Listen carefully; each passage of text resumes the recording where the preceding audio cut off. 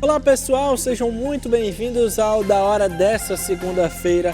Claro que hoje, além do nosso convidado especial e da participação da Rochelle Roldão, a gente vai falar muito de política, situação internacional que está muito tensa nesse final de semana, os nossos assuntos diários como saúde, educação, economia e muito mais. Tudo isso você confere a partir de agora.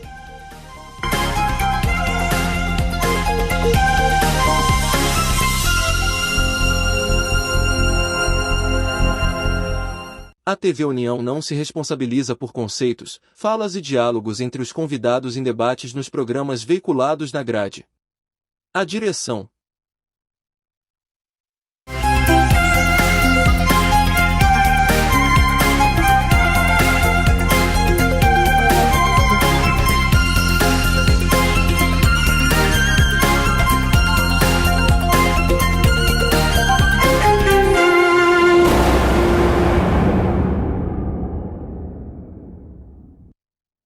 É isso, está no ar oficialmente o Da Hora dessa segunda-feira. Já estamos aqui com a bancada completa, com o nosso convidado de toda segunda, Luciano Clever. Tudo bem, Luciano? Final de semana movimentado, hein? Hoje você vai falar, Movimentado, surpresa, guerra no mundo, o mundo se acabando, né? Mas estamos aqui para dar conta do recado. Mas hoje você vai falar muito. Haja água, viu, para a garganta. E com ela, participando aqui do Da Hora, apresentando comigo, Rochelle Roldão. Tudo bem, Rochelle? É isso aí, Gabriel. Infelizmente, nós temos muitas notícias tristes, na verdade, não só local, nacional, como internacional, né? Principalmente internacional, né? Principalmente internacional. Nós temos aí Israel, né, que está em guerra. Vamos falar sobre isso, atualizar, né, também, para quem está nos assistindo. E vamos começar falando. Terremoto no Afeganistão também. Sim, no Afeganistão. É isso, mas a gente abre mostrando que o PDT de Evandro Leitão está rachado desde as eleições do ano passado. O PDT Ceará deve abrir mais uma frente agora de embates internos. O motivo da vez é a carta de anuência dada ao presidente da Assembleia Legislativa do Ceará, Evandro Leitão, para deixar a legenda. O presidente nacional da sigla, André Figueiredo, disse que tal decisão é totalmente nula. Segundo o dirigente, que é deputado federal no Ceará, abre aspas, não existe a possibilidade de haver uma carta de anuência sem a aquiescência da direção nacional, foi o que explicou André Figueiredo. Ele disse ainda que, para ele, até mesmo o assunto ter entrado em pauta na reunião do PDT Ceará, sob comando do senador Cid Gomes, presidente interino da legenda no estado, não é válido. Ao anunciar a decisão do Diretório Nacional, Cid já havia adiantado que a anuência foi um gesto político. Logo após a reunião, aliados do senador já comentavam sobre o receio de que a decisão fosse questionada no Diretório Nacional do partido. Toda semana é isso, né? Eu já disse que esse caso do Leitão era um nó suíno e está cada vez mais certeira essa assertiva com os últimos movimentos dentro do partido. Nós já falamos, já tem aí um background, né? Desde a carta de anuência, a tentativa de saída do Leitão. O Cid assume o partido para viabilizar, né? Para abrir a porteira para o Leitão. E o Leitão, prudente, com a carta de anuência, mesmo assim, não efetivou a saída do partido para não ter o risco de perder o mandato. Então, ele vai ao tribunal e diz, olha, ok, então eu posso sair. E aí começam essas brigas. Aí teve aquela briga forte em que o André sai da reunião, no dia seguinte ele destitui Cid, porque Cid é o vice e o André o presidente, e o André retorna, portanto, destituído o Cid do comando do PDT. Aí o Cid, de novo, numa contra-ofensiva, aqui está pior do que o Hamas em Israel, né? É foguete para lá e para cá. Aliás, por falar nisso, usar a tecnologia em Israel, uma reta escavadeira lá para pegar o muro, coisa que o Cid fez lá em Sobral. Então, quando o Cid tenta agora, então, chamar o partido para uma nova eleição, para antecipar o mandato, é surpreendido com a inatividade. Está inativo o diretório. E ele, sem saber, achou que era uma medida dura do partido, né? E até judicialmente cobrou. Olha, por que isso daí? Aí vem, olha, não, é porque, na verdade, o mandato era até o dia 5 de outubro, porque há 4 anos houve essa eleição dizendo que o mandato era de 4 anos. Portanto, tinha se acabado. Então, temos agora uma comissão provisória interina e o bloco do CID, ao CID, muita gente, né, que com certeza vai sair do partido, que enquanto não sai, vai tentar minar internamente, é o quinta coluna, os traidores internos do partido, vai sair e deixar o partido desidratado. Mas é melhor você ter um partido fiel, desidratado, mas pelo menos sem tanta briga, do que essa confusão que hoje está no PDT. É isso aí. O prefeito de Campos Sales, João Luiz Lima Santos, o ex-prefeito e atual deputado estadual Moésio Loyola e o secretário de Obras e vários empresários foram alvos de uma operação do Ministério Público deflagrada na última quinta-feira. A investigação da Procap teve início neste ano a partir de denúncia que relatava gastos excessivos com locação de veículos e limpeza pública. Os proprietários das empresas que executam esses serviços, portanto, foram os principais alvos da ação. Ao todo, a Justiça do Ceará expediu 17 mandados de busca e apreensão para pessoas com endereços em Campos Sales, Fortaleza, Pacajus, Munungu e Taitinga. Foram apreendidos aparelhos celulares, computadores e documentos relacionados aos contratos investigados. Segundo o Ministério Público, o grupo é suspeito de superfaturar contratos de prestação de serviços de limpeza pública e locação de veículos da Prefeitura. Eles também são investigados por suspeita de praticarem os crimes de peculato, falsidades, material e ideológica, entre outros. É isso. Material ideológico. Assim, o lixo sempre foi um foco de corrupção nas prefeituras. Aliás, lixo e transporte urbano nas grandes cidades, né? Nas pequenas é sempre lixo, é calçamento. E agora tem mais um ingrediente aí que é locação de transporte, de carros, né? Assim, nós precisamos esperar, não é só o prefeito atual, o prefeito anterior outras pessoas, também, né? Várias outras pessoas, que a polícia exerça o seu papel, que investigue, e se houver alguém com culpa no cartório, que pague por isso. E o Ministério da Saúde exonerou neste sábado Andrei Lemos, o diretor do Departamento de Prevenção e Promoção da Saúde da pasta. Segundo nota publicada pelo Ministério, o diretor assumiu integralmente a responsabilidade pelo episódio inadmissível de um evento com um show erótico no primeiro encontro de mobilização para a promoção da saúde no Brasil.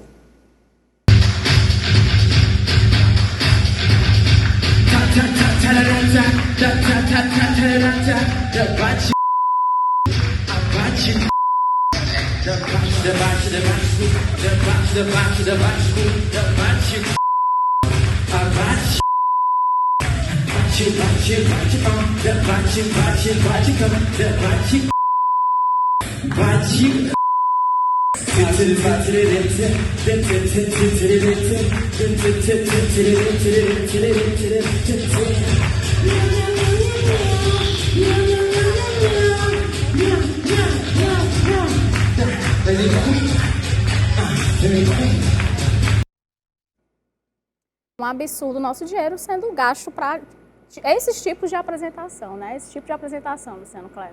Eu estou aqui me contendo para não dizer que isso é a cara desse governo. Não, não é. É a bunda desse governo. Porque abundam exemplos desse tipo. Antes, né, no intervalo ali entre um governo e outro, nós já falávamos de outros vídeos asquerosos, escatológicos. Vimos aqui até no Juazeiro, bancado também por nosso governo, uma dança, um cabo enfiando o dedo no fiofó do outro e dizendo que aquilo ali era cultura, que era arte. Nós tínhamos vídeos em que o próprio Lula participava lá dos beijos, né, das coisas e aqui não é nada de homofóbico, não, é porque a sociedade brasileira é sim conservadora. A sociedade brasileira tem esse moralismo. Você pode até dizer, não, mas isso é moralismo, mas é assim que é a nossa sociedade. Você pode até combater, só que eu acho que aí foi uma tentativa de combater esse moralismo, coisa que a Rede Globo faz também diuturnamente, tentando incutir na cabeça do brasileiro os seus valores. Não tem conseguido. Pois bem, aí quando sai o novo governo, né, quando entra esse novo governo, estas coisas começam a aparecer de novo. E eu vi pela primeira vez aqui o cavalo taradão, não é isso, né? Cavalo tarado. Cavalo Uma apresentação tarado, numa cavalo escola taradão. para crianças. Numa escola, Sim. para crianças. Ah, o cara foi demitido. Tudo bem. Quando é agora, num evento do Ministério da Saúde. E eu vejo, e eu fiquei indignado, o Lula cortando dinheiro da saúde, cortando dinheiro da educação. Mas eu vejo que deve estar sobrando mesmo dinheiro na saúde para gastar recursos com esse tipo de apresentação. O próprio Lula já percebeu, Lula é um dos mais intuitivos, falem o que quiser dele, é um dos mais intuitivos políticos brasileiros. E percebe, ele tem essa antena do popular. E percebe que a sociedade não aceita isso. E o Lula não comanda todo o governo. Dentro do governo há várias alas se digladiando para lá e para cá, querendo fazer prevalecer os seus pensamentos. Então Lula foi demitido, a ministra disse que não sabia de nada. Esse não sabia de nada é um mote que todos, né, é um mantra do governo. Não sabia. Eu entendo que o Lula não sabia. Mas a ministra, lá ali é da ministra da Saúde, e deu carta branca, e há alguém que se acha, olha, vamos colocar aqui a diversidade, vamos chocar. A impressão que eu tenho... Lacrar. A impressão que eu tenho, assim, que é a cultura da lacração. É que eles vão colocando e vão tendo o termômetro da sociedade. Ah, não deu certo a sociedade, não aceitou, bode expiatório, demite o cara. Muita gente de esquerda, vai Luciano devagarinho. Cleber, muita gente de esquerda foi contra isso aí. Não foi a favor disso aí, não. Pois é. Não tem Muitas como, pessoas de não tem esquerda. como ser a favor. Mas eles vão colocando, vão tentando minar a resistência da sociedade, que, pelo menos por enquanto, mantém-se altiva e resistente. É isso. E o Arthur Lira fala da Constituição e do Parlamento. Vamos conferir. A Constituição passou por várias emendas, mas preservou, lógico, a sua essência. É útil, é pioneira e é desbravadora. Ilumina ainda hoje os caminhos por onde cada um dos integrantes desse parlamento pode trilhar. Estabelece as balizas que delimitam o campo de ação de cada um dos poderes do Estado. E é importante sempre que nós saibamos nos conter, cada poder desta nação, nos seus limites constitucionais. E eu tenho absolutamente certeza de que o parlamento brasileiro os obedece, os cultiva e os respeita. Olha, um recado claríssimo do Lira, né, para o STF. Muito claro. Ali era um evento dos 35 anos da promulgação da Constituição. Estavam ali presidente de todos os poderes. O Lira disse, tenho certeza que o parlamento mantém, respeita, cultiva os direitos constitucionais. E falou em contenção, que precisa se conter. E o que é que se busca hoje do STF? Autocontenção. Porque foi demais. Saiu do curso democrático, afastou-se do leito da lei. E agora tem que voltar. Teria que fazer um meia-culpa. Eles não fazem, jamais, porque se julgam deuses. É o Supremo. Esse nome Supremo, eu acho que contamina as mentes de alguns e se deixam levar, que são deuses e fazem o que quiserem. Então, muita coisa foi usurpada, muitas prerrogativas do Congresso foram usurpadas. Nós estamos presenciando um judiciário cada vez mais legislador. E ficam nessa falácia, porque houve uma omissão, porque o Congresso não legislou. Sim, mas até essa omissão é uma decisão do Congresso. O Congresso tem um tema ali, digamos, da homofobia, que o STF passou por cima das leis e criou uma condição de igualar ao racismo os crimes de homofobia. Porque o Congresso se omitiu. Mas será não terá sido porque o Congresso quis se omitir? E aí você quer forçar o Congresso a legislar? Agora mesmo, na questão do aborto, a Rosa Weber, no crepúsculo do seu mandato de presidente e já se aposentando, trouxe para si, pautou o aborto e deixou consignado o seu voto. E a sociedade toda é contra. E mesmo que se fosse a favor, não era ali o local da discussão, desse debate, é no Congresso. Por isso o senhor Barroso, que estava aí presente e que pegou um puxão de orelha não só pelo discurso do Lira, mas por várias ações do Congresso, com PECs, com tentativa de minar essa decisão monocrática. Não pode um juiz, um ministro que se sinta iluminado acabar com toda a votação do Congresso, com mais de 400 pessoas, de gente que foi eleita e que tem um mandato popular, o que não aconteceu no STF. Se quiserem, vão atrás, disputar votos. Enquanto isso, respeitem a Constituição. Então, ele voltou atrás na questão do aborto. Hoje tem um editorial da Folha de São Paulo.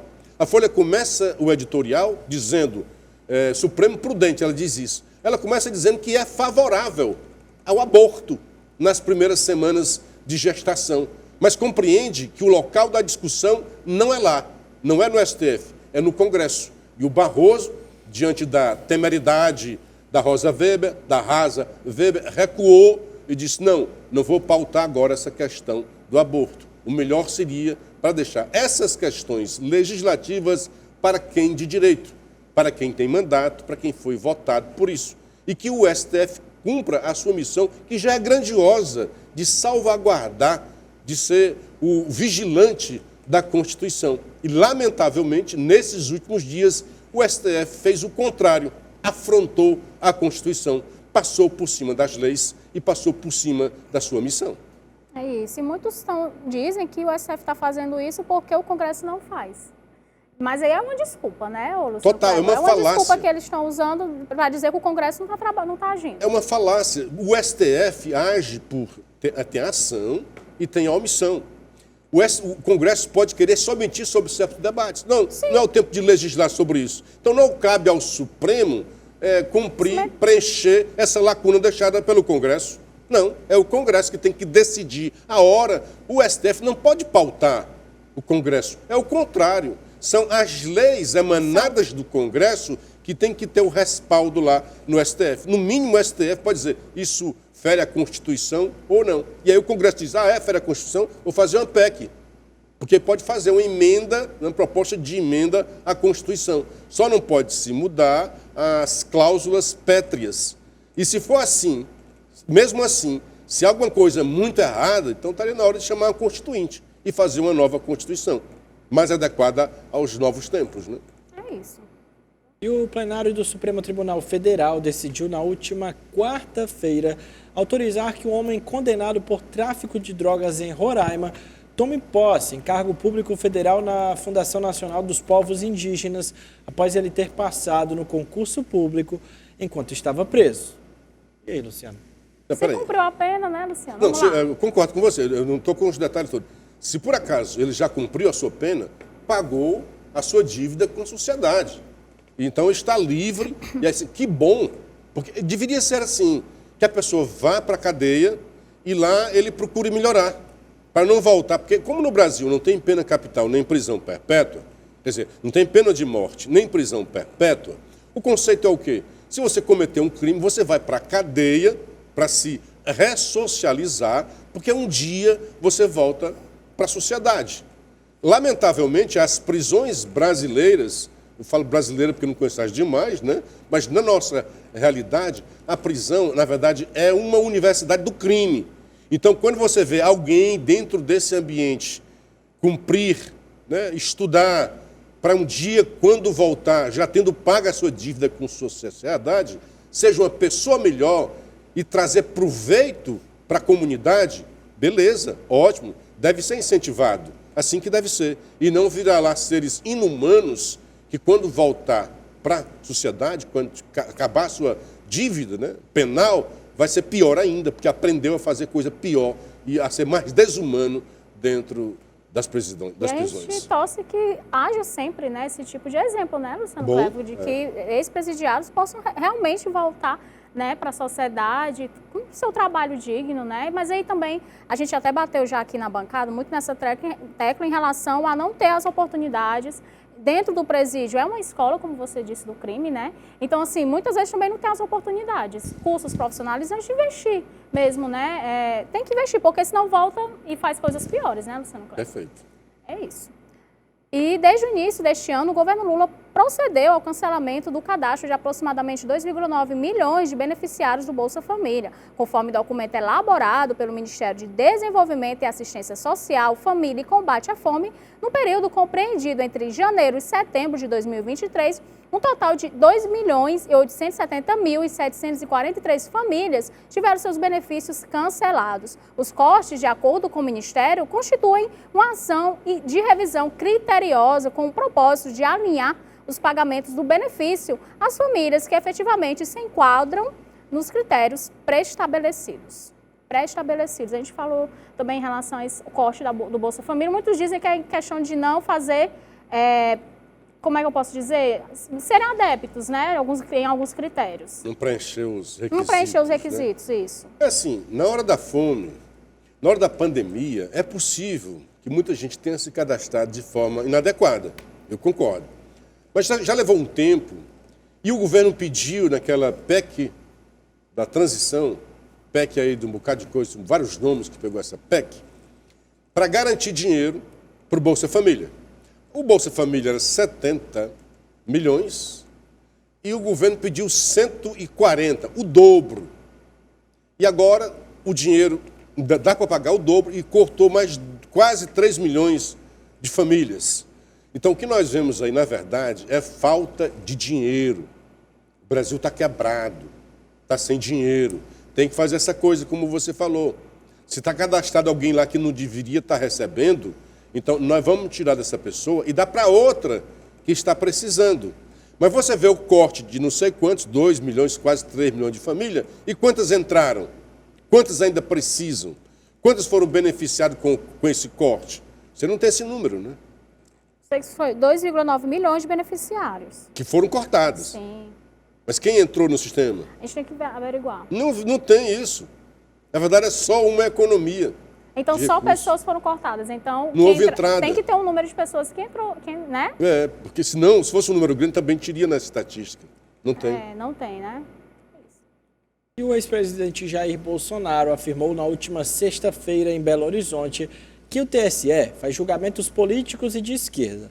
Na próxima semana, Bolsonaro será julgado pelo TSE se atuou de forma legal ou não ao se apresentar como candidato à reeleição nas lives em que transmitia do Alvorada, a residência oficial da Presidência da República.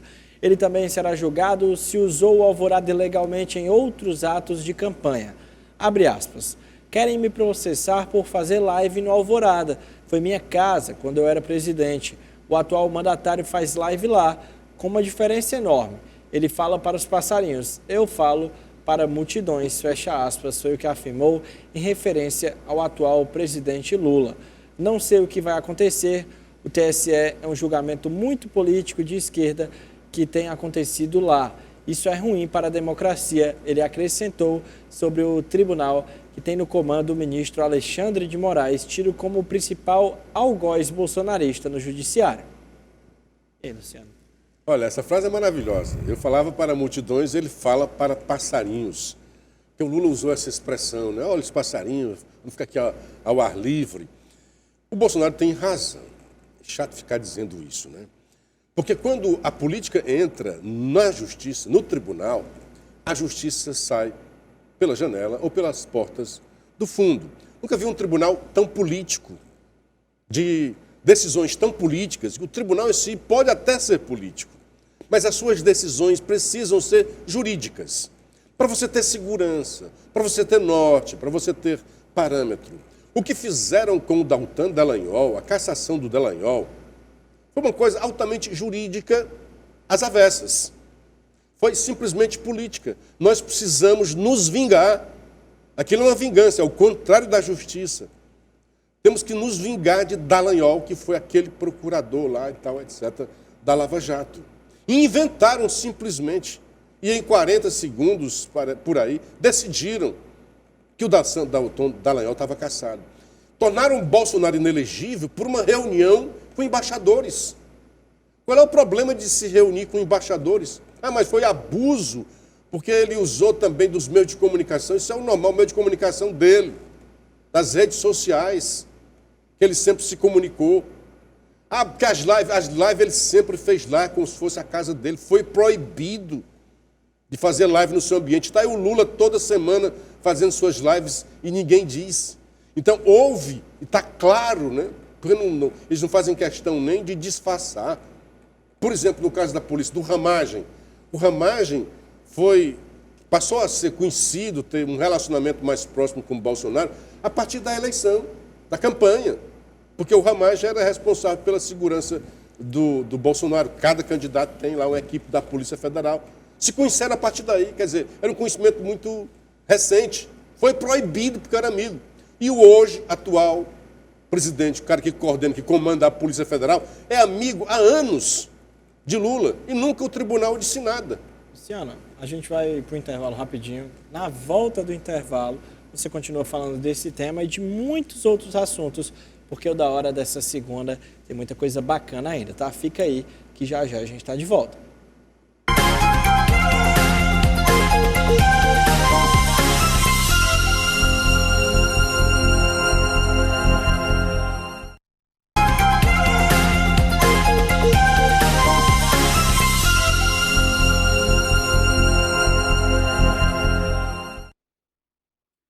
Estamos de volta com o da hora desta segunda-feira e o ex-presidente Jair Bolsonaro voltou a discursar seus apoiadores na manhã deste domingo durante participação da marcha contra o aborto em Belo Horizonte, capital de Minas Gerais. Afirmou que, desde que saiu da presidência, as, abre aspas, portas do inferno, fecha aspas, se abriram, em referência aos julgamentos pautados pelo STF sobre a descriminalização do aborto e do porte pessoal de drogas, abre aspas. Não sei se vocês repararam, foi só a gente deixar a presidência, parece que as portas do inferno se abriram atrás de nós, fecha aspas, disse o ex-chefe do Executivo em cima de um carro de som em Belo Horizonte. Correu essa marcha, não foi? Contra o aborto, não foi? O Bolsonaro gosta de umas frases fortes, mas ele diz assim, que enquanto ele estava lá, acho que o STF não teve a coragem. Veio o aborto, liberação de drogas, a maconha, mas certamente a cocaína também vai entrar no pacote, vai entrar na fumaça. Teve um marco temporal. Teve que mais? Eu citava 5 coisas. E ainda agora essas coisas escatológicas, do cavalo taradão e do baticu, lá do Ministério da Saúde. Então, acho que é isso que ele quer dizer, com as portas do inferno se abriram quando nós deixamos o governo.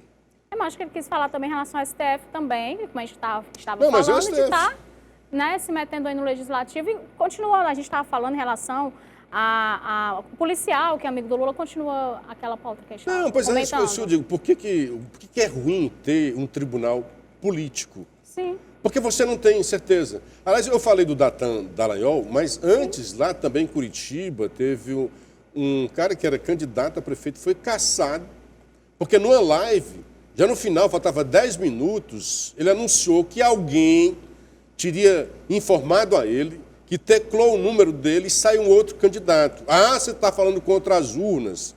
E as urnas foram deificadas.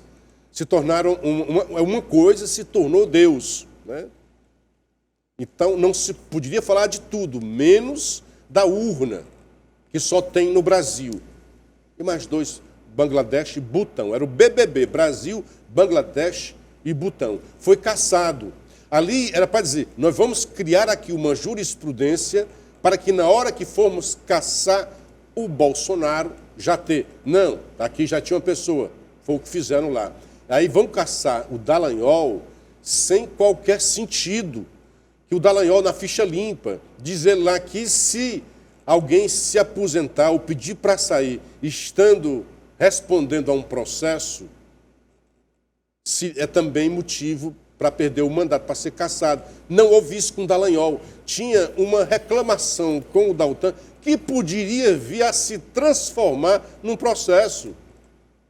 Então, usaram ali de um universo paralelo, usaram ali a Nárnia, usaram ali os dons proféticos do relator e caçaram Dallagnol. Então, foi uma questão política e não jurídica. Da mesma forma, a inelegibilidade do Bolsonaro, a meu ver, também não tem fundamentação jurídica, a não ser política.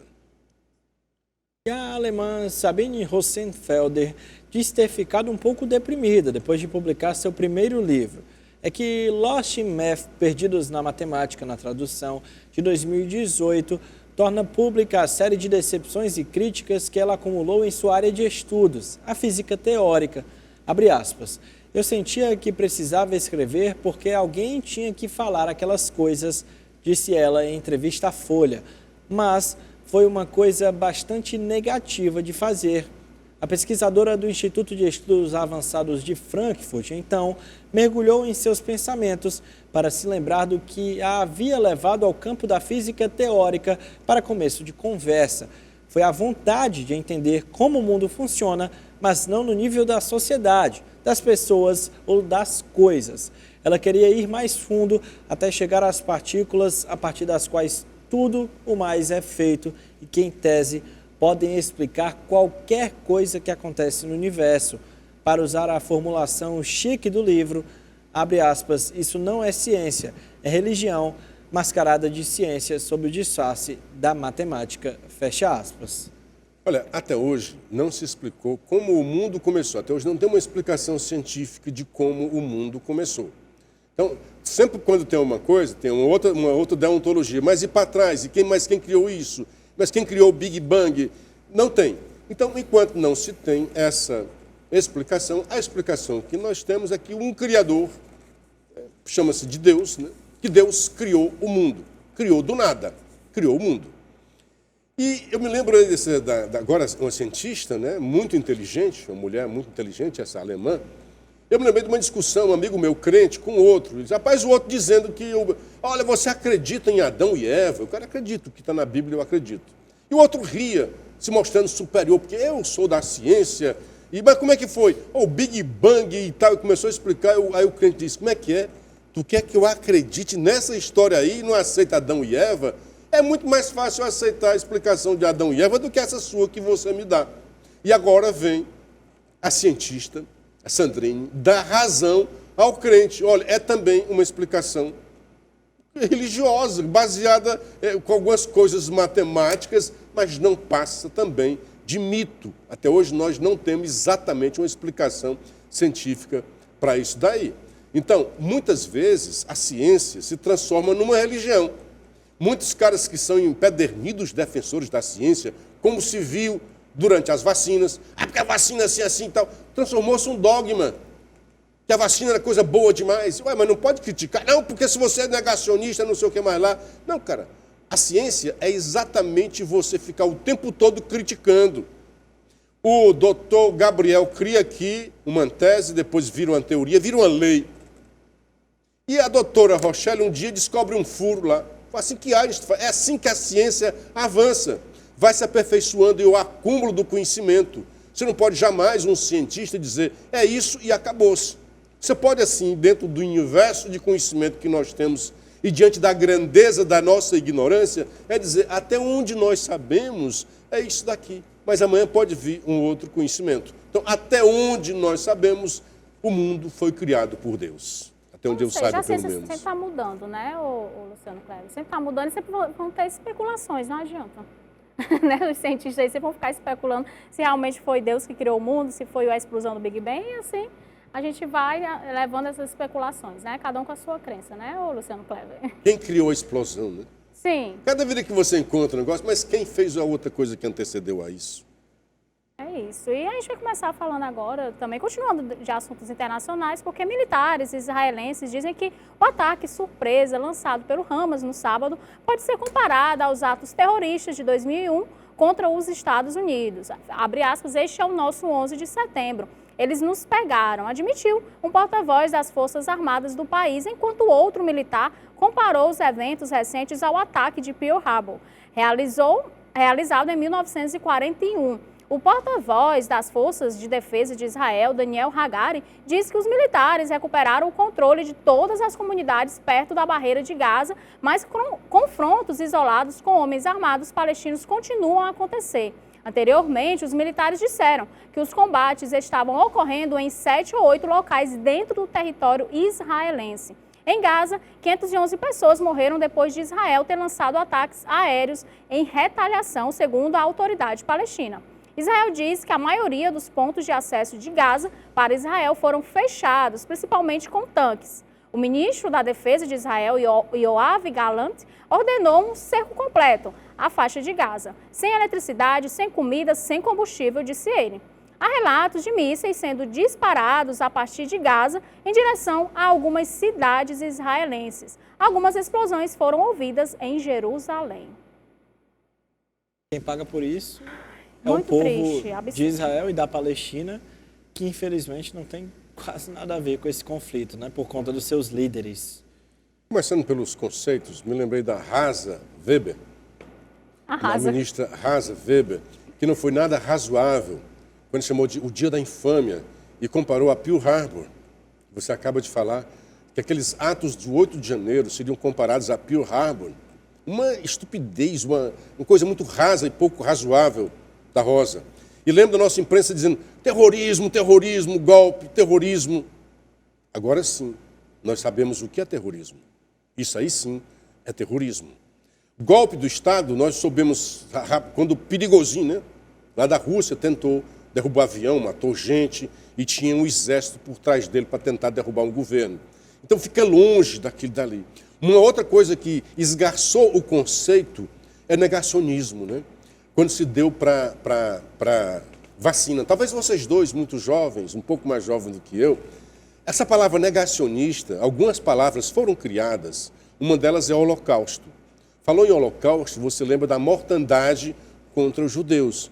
Então não vamos ficar usando o holocausto para qualquer outra coisa, exatamente em homenagem àqueles que foram vítimas de uma crueldade imensa. A mesma forma a palavra genocídio, né, Luciano? Mesma coisa. Não bem se lembrado. deve usar também sem saber o que significa genocídio, além né? de bonita, é muito interessante, né?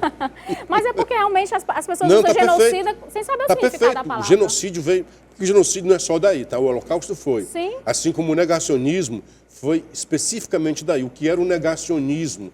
Aqueles que negaram a existência do holocausto. E aí eu vi o cara da Federação Israelita dizendo, porque Hamas é negacionista. Aí esgarçaram tanto a palavra durante a vacina que você ficou imaginando agora é o contrário. Ah, quer dizer que eles não aceitam a vacina? Não. Aí ele usou a palavra no seu sentido estrito, na origem que ela foi criada. Aqueles que negam o holocausto. Não mataram muitos judeus, não.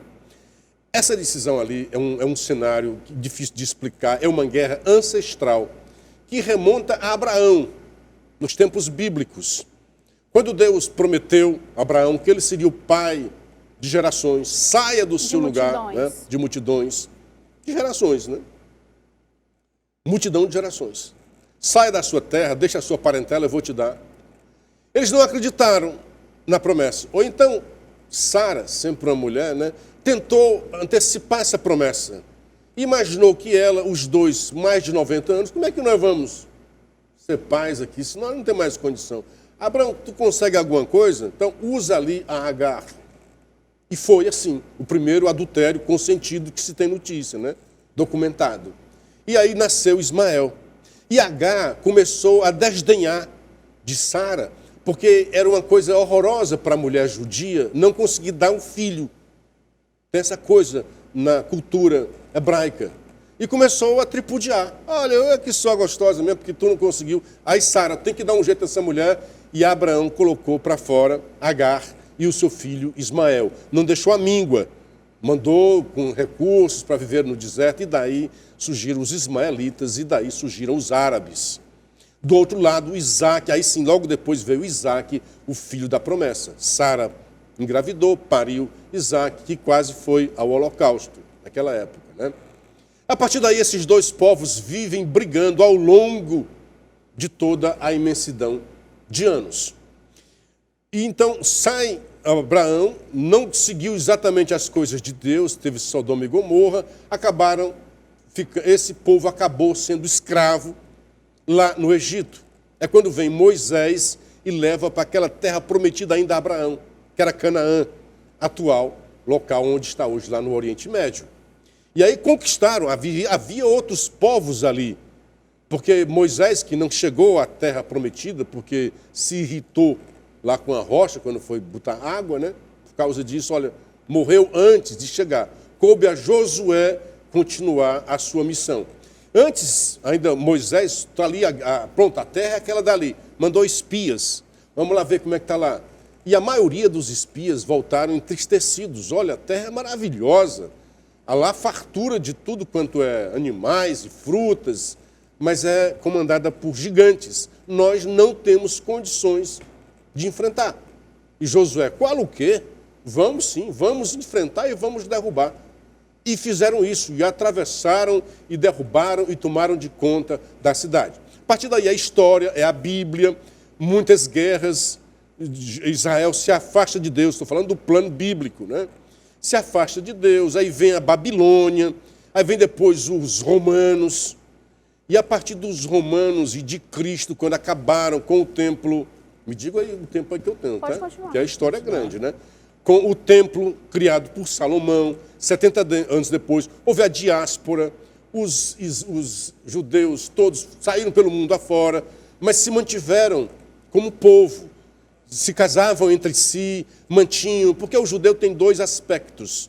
O judeu, o gentílico do território, nasci ali, naquela terra, sou judeu, e o outro é o judeu que é religioso. Ele nasceu fora de Israel, não é israelita, mas mantém todo o padrão judaico, etc., os valores, as tradições, e assim eles se mantiveram no mundo afora. Apátridas, era um povo sem pátria. E houve também muita discriminação religiosa, houve uma perseguição. A própria Igreja Católica dizia essa imensidão de coisa errada. Os judeus mataram Jesus. Ora, Jesus era judeu. Então foi entre si. Quem matou mesmo foram os romanos. Quem fez lá foram os romanos. Não era permitido aos judeus fazer aquilo dali. Quem fazia a justiça eram os romanos, que estavam sob poder. E a partir dali, para acabar com essa coisa violenta dos judeus, teve esse nome Palestina, Filisteia, os filisteus, que eram contrários aos judeus. Já era uma tentativa política com os nomes, né, com a semântica, para tentar tirar de lado os judeus. E os judeus saíram via mundo.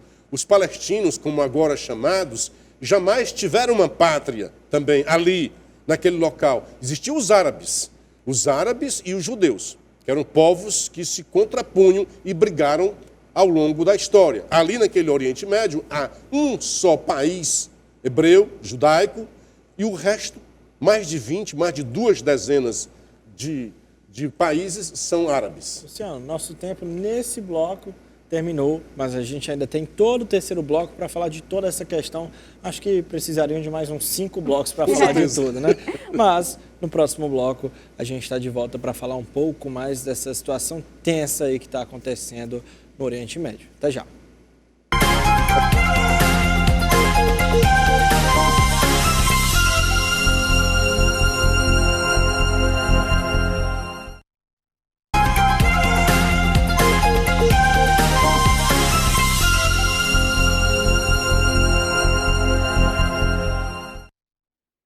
Da hora dessa segunda-feira está de volta e no bloco anterior a gente iniciou as tratativas aí do assunto da guerra entre Israel e Palestina e agora a gente continua nesse bloco final, né, Luciano? Perfeito. Fazendo o contexto histórico, né? Naquele local ali é um local sagrado para 3 grandes religiões monoteístas lá no Oriente Médio, né? O islamismo, o judaísmo e o cristianismo. Então, muita gente acorre àquele local para adorar a Deus dessas várias religiões. Vamos então ao contexto agora. Tem a questão religiosa, tem a questão financeira e a questão eminentemente política e cultural daquele povo.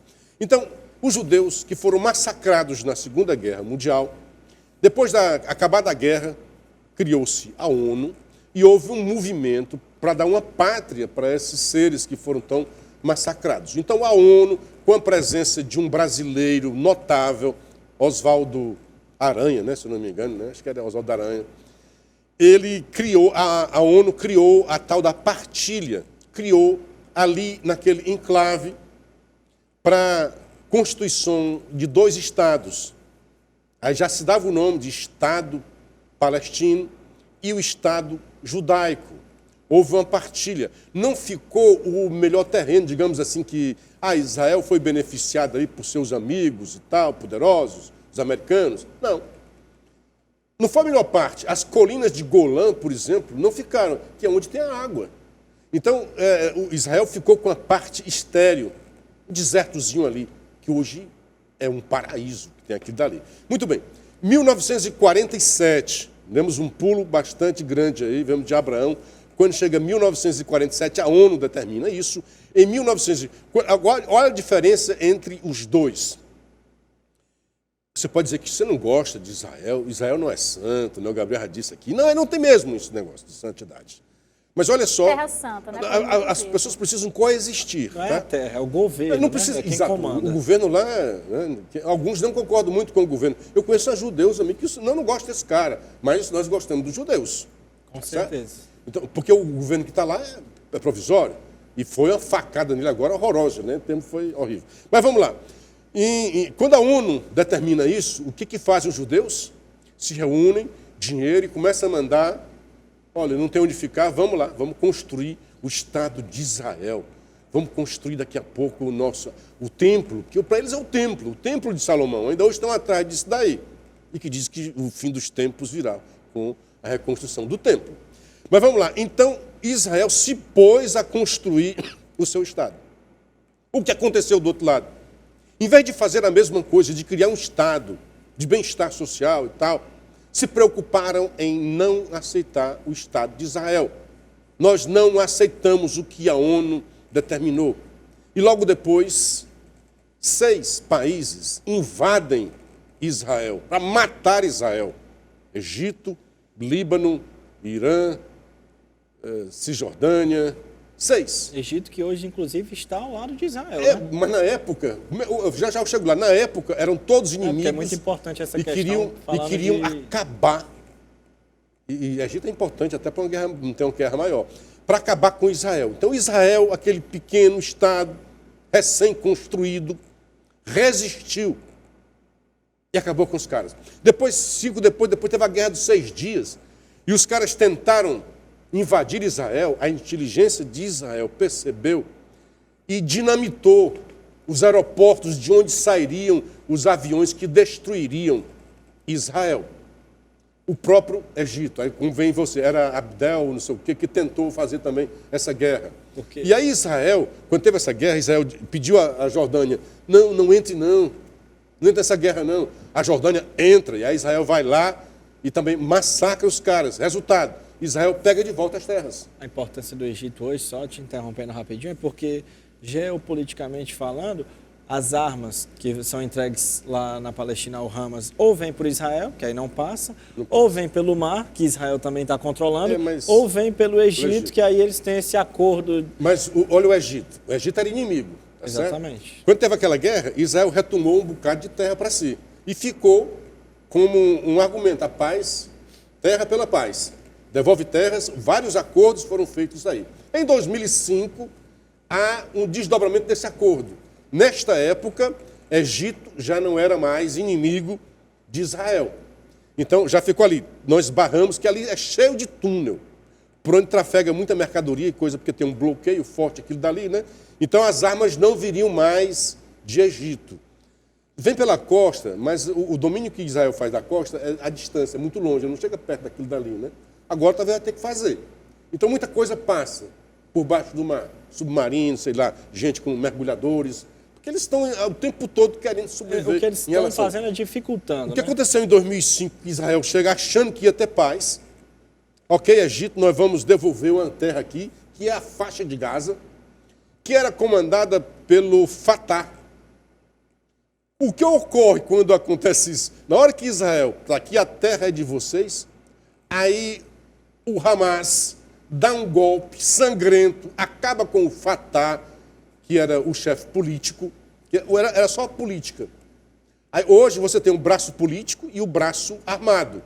O Fatah foi destituído, um golpe sangrento, muito sangue, derrubou, e o Hamas tomou de conta da faixa de Gaza. Ao mesmo tempo, tem o Hezbollah no outro canto. Das 3 religiões, dentro do islamismo, há várias vertentes também. As duas mais proeminentes e mais politicamente fortes são a sunita e os xiitas. Os xiitas estão no Irã. O Hezbollah é xiita. Já o Hamas é sunita.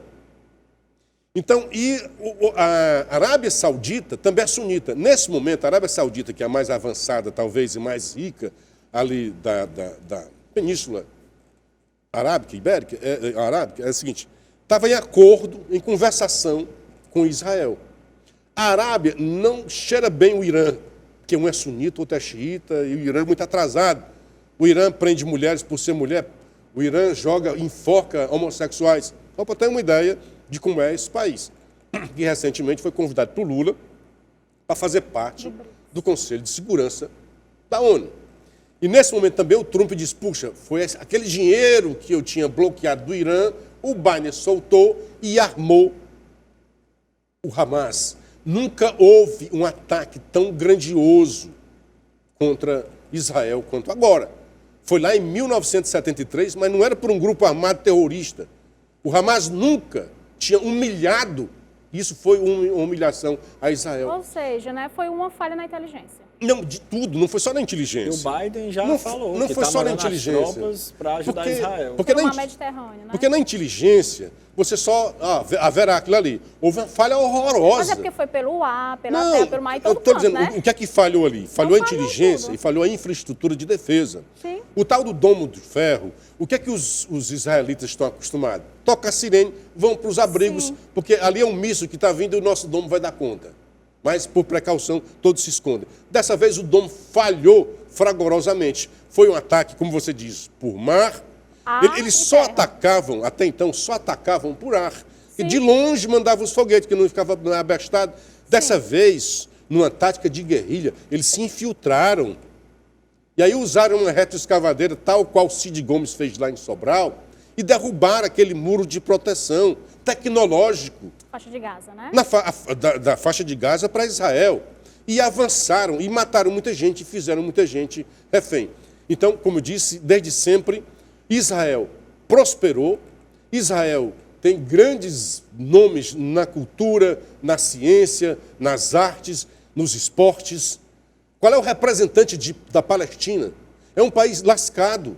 Em vez de usar esse dinheiro para o bem-estar, para fazer um país, para que o povo viva bem, a única coisa que eles querem é acabar com Israel. Irã quer acabar com Israel. Por isso que Israel disse, essa brincadeirinha do Islã de querer fazer uma bomba atômica, na hora que estiver próximo, a gente vai acabar com o Irã. Avisou para os Estados Unidos, não brinque com isso daí. Porque o objetivo do Irã, assim como das forças... E olha só, você tem o Hezbollah, que é sunita, e tem o Hamas, xiita, o Hezbollah, e o outro lá é xiita. Brigam entre si, irmãos. Mas na hora para acabar Israel, eles se juntam. É tanto que teve aqui embaixo, no sul, na faixa de Gaza, teve o ataque, e Hezbollah, opa, está frágil, atacar por aqui, lá por cima, no Líbano. Eles estão no Líbano. Então, o objetivo deles é acabar com Israel. Tem uma frase que diz assim, no dia em que os palestinos derrubarem as armas, colocar as armas no chão, haverá paz no Oriente Médio. No dia em que a decisão for de Israel de derrubar as armas, né, Israel será aniquilado. Isso. Chegou o momento das nossas considerações finais. O Da Hora dessa segunda vai ficando por aqui. Queria agradecer muito a sua presença, Luciano, e pedir agora as suas oremos pela considerações. Palestina. Hoje o Estadão 3 está um aniversário que com Hamas não tem como ter paz. Então, à frente.